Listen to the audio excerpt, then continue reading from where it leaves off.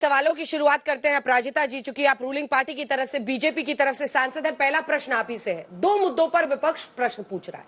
एक तो कि आपने ओबीसी का जो जाति का मुद्दा है उनको क्यों नहीं शामिल किया, जिस पर पहले भी ये बिल हमेशा लटकता रहा था, और दूसरा लागू कब होगा।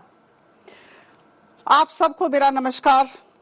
सबसे पहले तो आपके माध्यम से 140 करोड़ जनता को आदरणीय प्रधानमंत्री नरेंद्र मोदी जी की सरकार की तरफ से बहुत बहुत बधाई देना चाहूंगी। हम सब का सामूहिक विजय है और हम सब का सामूहिक दायित्व था कि हम इस बिल को पास करते। आप सबको ज्ञात है कि लोकसभा में 454 सांसदों ने, विभिन्न राजनीतिक दलों के सांसदों ने आगे आकर इसका समर्थन किया और राज्यसभा में 100% सांसदों ने समर्थन किया।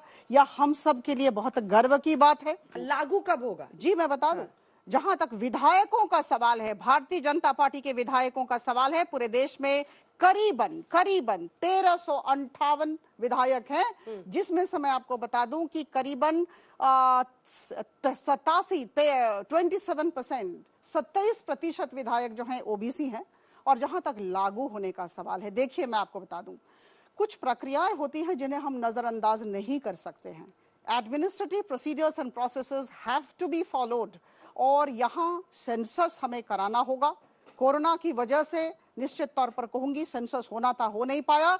और जहां तक परिसीमन का सवाल है, डिलिमिटेशन का सवाल है, मैं आप सबको याद दिलाना चाहूंगी कि 2001 में 84तम संशोधन हमारे संविधान में किया गया था, 84th amendment of the constitution, और उसके अनुसार कहीं भी 2026 तक विधानसभा हो या लोकसभा हो, किसी भी इंस्टीट्यूशन में, न लोकसभा में न विधानसभाओं में सीट का परिवर्तन नहीं हो सकता। सीट की संख्या में परिवर्तन नहीं लाया जा सकता। 28 में लाएंगे, 29 में लाएंगे, 30 में लाएंगे, नहीं लाएंगे, परिसीमन का प्रश्न ही नहीं था। 2029 में निश्चित तौर पर हमारी सरकार लाएगी। और मैं आपको बताना चाहूंगी कि किसी भी कार्यक्रम का कार्यान्वयन आदरणीय प्रधानमंत्री मोदी जी की सरकार मान के चल रहे हैं कि आप ही पहलू है। बिल्कुल आएगा, बिल्कुल जीतेंगे, आप ही लाएंगे फिर से 2029 में। चलिए ठीक है, जरूर हम ही लाएंगे। 3 प्रश्न है आपसे। एक तो ओबीसी के मुद्दे पर ये गृह मंत्री अमित शाह और जेपी नड्डा ने भी कहा कि कांग्रेस के तो उतने सांसद नहीं है जितने हमारे ओबीसी सांसद है, 29%, 85 जो नंबर वो गिना रही है। दूसरा, आप जब 2010 में लाए थे तो आपने भी ओबीसी नहीं शामिल किया था, क्योंकि आपको भी पता है कि चुनावी प्रबंधन में रिजर्वेशन है ही नहीं ओबीसी के लिए। और अगर महिलाओं के आरक्षण में से आप ओबीसी की मांग करती हैं तो बाकी 66 में भी कीजिए, फिर उधर भी कीजिए। जब बात महिलाओं के आरक्षण की आती है, क्यों उसमें जात ढूंढी जा रही है। और दूसरा प्रश्न ये है कि अब इन्होंने तो कह दिया है कि जब तक परिसीमन और सेंसस नहीं होगा तब तक नहीं होगा, तो आपके पास क्या विकल्प है, कैसे आप बता सकती है कि मुमकिन है अभी लागू करना। मैं इनके कुछ सवालों का और आपके कुछ सवालों का जवाब जरूर दूंगी, लेकिन सबसे बड़ी खुशी मुझे ये है कि इस ऑडियंस में आज सिर्फ लड़कियां हैं और ये पूरा आधी आबादी का पूरा हक होना चाहिए, तो एक बार अपने लिए ताली जरूर बजाइए।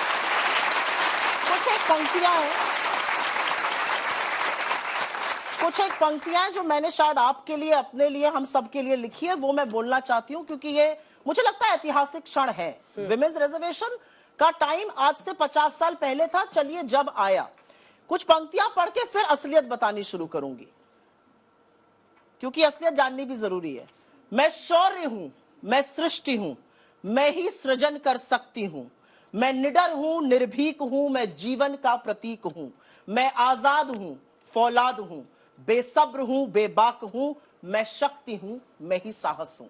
ये देश की लड़कियों का, देश की स्त्रियों का, देश की महिलाओं का, चाहे वो गांव में खेती कर रही महिला हो, चाहे आप जैसी प्रबुद्ध एडिटर एंकर हो, चाहे बॉम्बे में वॉल स्ट्रीट पर एक सीईओ हो, महिलाओं की लड़ाई हर जगह लंबी रही है और कोई भी पुरुष महिला को उसका हक देने में कतराता है। ये असलियत है और मुझे लगता है इस असलियत को हम सारे लोग, किसी भी पार्टी से हो, इसको स्वीकार करेंगे। और इसी के चलते कुछ चीजें मैं ऐतिहासिक बताना चाहती हूं जिससे लोगों को भी पता रहे। इसी के चलते आज की तारीख में पंचायती राज में एटलीस्ट 1/3 रिजर्वेशन है। हमारी जिला पंचायत में, हमारे ब्लॉक्स में, हमारे ग्राम प्रधान में, लोकल बॉडीज में, म्यूनिसिपैलिटीज में एटलीस्ट 1/3, कुछ स्टेट्स में 50% रिजर्वेशन है।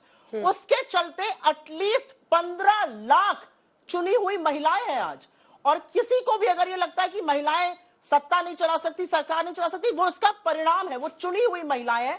और 1989 में जब राजीव गांधी जी लोकल बॉडीज में रिजर्वेशन का प्रस्ताव लेकर आए, वो लोकसभा में पास हुआ, लोकसभा में कांग्रेस का बहुमत था, राज्यसभा में 7 वोटों से गिर गया। उन 7 वोटों में 4 नाम आपको बताती हूं, आप चौंक जाएंगी। एक नाम था श्री लालकृष्ण आडवाणी जी का, एक नाम था अटल बिहारी वाजपेयी जी का, एक नाम था जसवंत सिंह जी का, एक नाम था राम जेठमलानी जी का। इन लोगों ने विरोध किया महिला आरक्षण का। तो आज अगर इनका मत बदला है, अच्छी बात है। इनका मत 2010 में भी बदला था, अच्छी बात है। महिलाओं को आगे आना चाहिए। आपके एक सवाल का जवाब मैं इसलिए पूछना चाहती हूं, और खुद भी मेरे मन में यह है, 2029 आप कह रहे हैं, और ये गृह मंत्री ने फ्लोर ऑफ द हाउस पे कहा है, तो इसमें कोई संशय भी नहीं कि 2029 में हम इसको लागू करेंगे। आप ही की महिला बाल विकास मंत्री ने, आप ही के सांसद ने जब डिबेट खोला, उन्होंने कहा यह आर्टिकल 82 और आर्टिकल 83(1) से रिलेटेड है। आर्टिकल 82 कहता है कि परिसीमन 2026 का उसके बाद वाले सेंसस पर होगा, उसका बाद वाला सेंसस 2031 है। मतलब होते होते ये 34 बन जाएगा, तो एक्चुअल वेट 39 तक का है। अगर आपके लोगों की जो हाउस में बात कही गई वो सुनी जाए, नहीं तो 2029 तक तो वेट है ही। तो मेरा एक ही सवाल है, आपकी प्रचंड बहुमत की सरकार थी, 2014 में भी आपके पास स्पष्ट बहुमत था, 2019 में भी आपके पास स्पष्ट बहुमत था। आपसे लगातार लोग कह रहे थे महिला आरक्षण कीजिए। 2023 सितंबर तक क्यों इंतजार किया? आप अगर किसी चीज को करने की इच्छा शक्ति रखते हैं तो बॉल आगे भविष्य में नहीं फेंक देते। 2039 होगा कि 2029 होगा, ये किसी को नहीं पता है। और एक चीज जो आपने मुझसे सीधा सवाल पूछा, ओबीसी पर मैं बिल्कुल बोलूंगी। आज राहुल गांधी जी ने सवेरे एक प्रेस कॉन्फ्रेंस करी, उनसे सवाल पूछा गया, आपके बिल में भी नहीं था। और ये हिम्मत चाहिए, दम चाहिए ये कहने के लिए कि हाँ हमसे गलती हुई, उस गलती का सुधार करेंगे और दुगना भरपाई करेंगे। लेकिन ये कैसे फेयर कैसे है? ये कैसे फेयर? क्यों बाकी के 66.6% में तो कोई ओबीसी रिजर्वेशन नहीं है? इस देश के संवैधानिक चुनावी प्रक्रिया में वहां पर तो अभी भी SC/ST के लिए ही सिर्फ रिजर्व सीट्स है। ये तो चुनावी प्रावधान ही नहीं है देश के संविधान के तहत। अब मैं बताती हूँ फिर बाकी 66.6 में ओबीसी आरक्षण नहीं होगा, यहाँ पे हो जाए। आपने आरक्षण की शुरुआत यहाँ करी है ना। अगर आपने आरक्षण की शुरुआत यहाँ पर एक फ्रेश कर रहे हैं तो आप देश की असलियत को तो बयां कीजिएगा। देश के लोग बार बार कह रहे हैं जातिगत जनगणना करिए, 2011 में हुई थी, उसी को सार्वजनिक कर दीजिए। नई जनगणना करिए। जनगणना से क्यों भाग रहे हैं? मुझे ऐसा लगता है 2 चीजों से मोदी जी भाग रहे हैं। एक, इसका क्रियान्वयन कब होगा, और दूसरा, जातीय जनगणना से आप क्यों भाग रहे हैं? जिसकी जितनी आबादी है, लोगों का कहना है 50% ओबीसी है इस देश में, उनको क्यों नहीं आरक्षण मिलना चाहिए? धीरेन जी, जातीय जनगणना से क्या भाग रही है सरकार? कहाँ हम लोग भाग रहे हैं अंजना जी? जातीय जनगणना जब होगा निश्चित तौर पर हम लोग करेंगे उसको। लेकिन अभी सेंसस शुरू कब होगा? 21 में। इस पर तो गृह मंत्री जी फ्लोर पे बोल चुके हैं। इसी बात को ये लोग पकड़ के देखिए, ये कोटे के नाम पर कांटा लगा रहे हैं, इनको चुभ रहा है। 27 वर्षों के बाद इनके खड़गे साहब ने क्या बोला था? कल करो सो आज करो, आज करो सो अब। लेकिन इन्होंने किया क्या? आज करो सो कल करो, कल करो सो परसों, काहे हो अधीर है माता, समय पड़ा है बरसों। तो 27 साल तक कांटा लगा के और अब आपको चुभ रहा है। और राहुल गांधी जी क्या क्या बोलते हैं हम तो समझ में नहीं आता। कल वो अगर आप संसदीय रहिएगा तो मैं भी संसदीय रहूंगी, क्योंकि आज मैं अकेला हूँ, मुझे थोड़ा मौका दे दीजिए। मेरा मुंह खुलवा दीजिएगा। अगर संसदीय कल वो कूली के भेष में नजर आए थे, कल वो कूली के भेष में नजर आए थे, और वो जो सूटकेस ट्रॉली माथे पे लिए हुए थे राहुल गांधी जी प्लेटफॉर्म पे, उसमें 4 चक्के लगे हुए थे, और 4 चक्के अडानी अंबानी के डीलर बने थोड़ी, और 4 चक्के वाले ट्रॉली को वो सर पे उठाए हुए, वो कोई बुद्धिमानी आदमी है? सूटकेस कहाँ गया? बारे में बात करना 2 लाइन, 1 सेकंड, 2 लाइन आप महिलाओं के बारे में बात कीजिएगा। नहीं, बिल्कुल सूटकेस में पहुंच गया। नहीं, मैं वही कह रहा हूँ ना, मैं वही कह रहा हूँ। आज ये बड़ा दिन है अंजना जी, और मैं सभी यहाँ पे बैठी बच्चियों को भी बधाई देता हूँ, देश की माताओं को बधाई देता हूँ। और ये हम लोगों का एक मौका गर्व का आया था कि हम अपने दूध का कर्ज अदा करने का मौका था, और सब लोगों ने किया है। कर्ज वर्ज कुछ नहीं है, बराबरी चाहिए, कोई कर्ज वर्ज नहीं अदा कर रहे हैं। हर घड़ी हड़बड़ी में है सब, क्योंकि सबको श्रेय लेना है। लेकिन मेरा सवाल आपसे ये है कि 2010 में इसीलिए तो फ्लॉप हुआ ना ये बिल, लोकसभा में नहीं आगे उसको किया गया लिस्टिंग के बाद, क्योंकि समाजवादी और आरजेडी के साथ सरकार बचानी थी, इसीलिए उनके सामने समर्पण करना पड़ा। समाजवादी वाले इसी बिल को फाड़ चुके थे, यही वजह है ना। तो कौन फिर इसमें साफ होता है, आप बताइए? ये बताने से पहले मैं चूंकि आज एक स्पेशल दिन है और महिला रिजर्वेशन बिल आया है, तो इतनी सारी हमारी छोटी छोटी बच्चियां यहाँ उपस्थित हैं जो अपने करियर की शुरुआत करने जा रही हैं। तो मैं एक रविंद्रनाथ टैगोर की एक छोटी सी पंक्ति आप लोगों को सुनाना चाहूंगी कि तुम अपने आप को समृद्ध करो, तुम अपने आप को समृद्ध करो, तपस्या से तुम्हारी शक्ति इतनी बढ़ जाएगी कि फिर किसी की हिम्मत नहीं होगी कि तुम्हारा अपमान कर सके। तो ये है कि आप अपने आप को जो जिस फील्ड में आप आगे बढ़ना चाहती हैं आप काम कीजिए, अपने आप को इतना स्ट्रांग कर दीजिए कि फिर आरक्षण की जरूरत ही नहीं पड़े, ये सारा झगड़ा ही खत्म हो जाए, ठीक है। लेकिन फिर भी आप लोग आए हैं और आज बहुत एक ऐतिहासिक दिन है क्योंकि लंबी प्रतीक्षा के बाद जो कुछ भी मिला है, हालांकि हम लोग उम्मीद कर रहे थे कि 2024 में ही ये लागू होता, क्योंकि मैं झारखंड की विमेंस कमीशन की चेयरपर्सन रही हूं और साथ में अपनी पार्टी जेएमएम की भी विमेन विंग की सेंट्रल प्रेसिडेंट। तो मेरे साथ पहाड़, जंगल, दुर्गम इलाकों की भी महिलाएं जुड़ी हुई हैं बहुत बड़ी मात्रा में।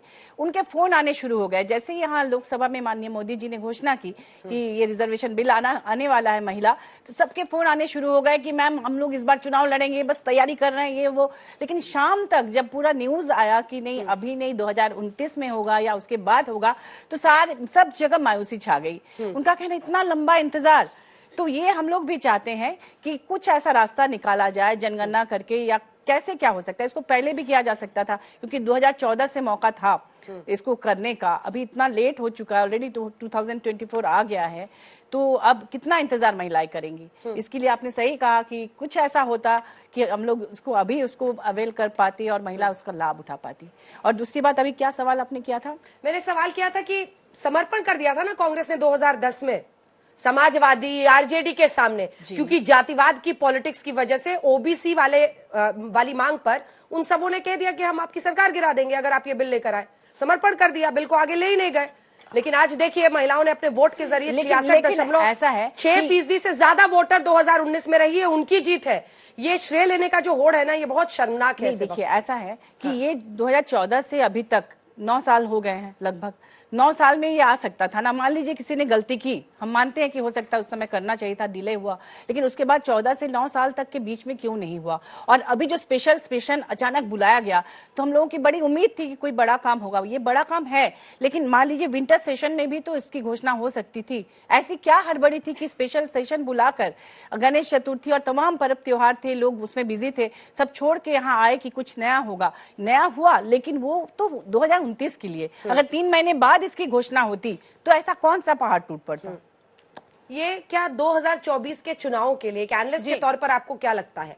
और मतलब ये तो उसी बराबर है कि खाने की थाली रख दी है सामने में, बहुत अच्छे व्यंजन है, लेकिन अभी नहीं खा पाओगे, अभी वेट करो, अभी पहले सेंसस करेंगे जी, फिर परिसीमन करेंगे, फिर बताएंगे कहां कहां से आपको भोजन मिलेगा। अंजना जी, एक ऐसा बिल जो कि 27 वर्षों से गुप्तवास में था और अचानक से, और मैं कहूंगी कि बहुत ही आधुनिक, भारत के आधुनिक इतिहास में 21 सितंबर का दिन जो है स्वर्णिम अक्षरों से लिखा जाएगा। भारत के जो नया संसद भवन है उसकी भव्यता, उसकी प्रासंगिकता में एक 4 चांद लग गए, क्योंकि जो पहला बिल वहां से पारित हुआ वो महिला आरक्षण का बिल था, और इसके लिए हम सभी को बहुत बहुत बधाई। इसके लिए 2 पंक्तियां मैं भी यहाँ जरूर कहना चाहूंगी क्योंकि दिन ही इतना खास है। जिंदगी की अब एक और उड़ान बाकी है, हाँ अभी कुछ इम्तिहान और बाकी है, मापी है मुट्ठी भर जमीन हमने, अभी तो सारा आसमान बाकी है। तो देश की जो आधी जनसंख्या है उसमें आज एक जो जिस प्रकार का हर्ष और उल्लास है वो हमें आज इस आपके स्टूडियो में भी दिखाई दे रहा है और पूरे देश भर में है। लेकिन आज महुआ जी ने जो बात कही, अगर मैं कहती हूँ कि इससे ज्यादा और कोई तरीका नहीं हो सकता था कि नए संसद भवन का एक जो स्पेशल सत्र बुलाया गया और उसमें इस बिल को पास किया गया। तो इतना ये खास एक क्षण है। और हम आज तक वो जो दरवाजा था वो दरवाजा बंद था, और वो दरवाजा लेकिन आज खुल गया है, और आने वाले समय में उस खुले दरवाजे को पार कर कर महिला आरक्षण बिल आएगा, क्योंकि the ball has set rolling, it can not be reverse, वापस नहीं जाएगा, गाड़ी निकल चुकी है, ये बात तय है। और इसका जो श्रेय है उसे आज की सरकार और भारत के प्रधानमंत्री नरेंद्र मोदी को का ही इतिहास में नाम लिखा जाएगा, इसको भी हम झुठला नहीं सकते। लेकिन इस बात का में भी एक आनंद आ रहा था देखने के लिए कि जिस प्रकार से जितने विपक्षी दल हैं उनने भी इसका समर्थन करना पड़ा। और अंजना जी, मैं मानती हूं इसका एक बहुत बड़ा कारण जो कि आपने अभी कहा कि जिस प्रकार से आज 21वीं शताब्दी में जो महिला वोटर है, आज वो जिस प्रकार सामने आ रही है, वो आज एक अपने आप में एक वोटर सेगमेंट के रूप में खड़ी है और उसको नाराज करना आज किसी भी राजनीतिक दल के लिए कोई हितकारी साबित नहीं होने वाला।